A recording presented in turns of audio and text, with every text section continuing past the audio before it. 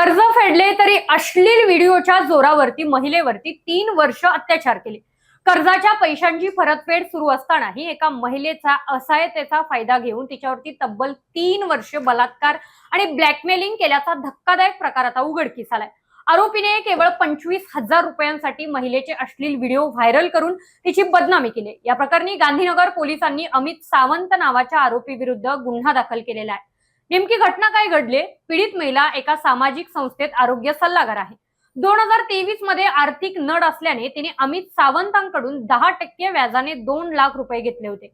महिलेने व्याजाचे पैसे भरण्यास सुरुवात केली, पण आर्थिक ओढाताण वाढली आणि याचाच फायदा घेऊन आरोपीने शरीर संबंधाची मागणी केली। महिला घरी एकटी असताना त्याने जबरदस्ती केली आणि तिचे अश्लील चित्रण केले। या व्हिडिओच्या आधारे आरोपीने तिला सतत धमकावले, हॉटेलमध्ये आणि चालत्या कारमध्ये तिच्यावरती वारंवार अत्याचार केले। पीडितेने नोव्हेंबर 2025 पर्यंत व्याजासह 2,10,000 रुपये परत केले। तरीही उरलेल्या फक्त 25,000 रुपयांसाठी आरोपीने तिला त्रास देणे सुरूच ठेवले होते। त्याने ते अश्लील व्हिडिओ कार मालकाला पाठवून तिची बदनामी केली। सततच्या त्रासाला कंटाळून अखेर महिलेने हिंमत एकवटली आणि गांधीनगर पोलीस ठाण्यामध्ये तक्रार दिली। आरोपी अमित सावंत हा व्यवसायाने चालक आहे। पोलिसांनी त्याच्यावरती गुन्हा नोंदवला असून आता अधिकचा तपास सुरू आहे। सूर्य हॉस्पिटलची सेवा तत्परतेची, आता उपलब्ध सुविधा कॅशलेसची।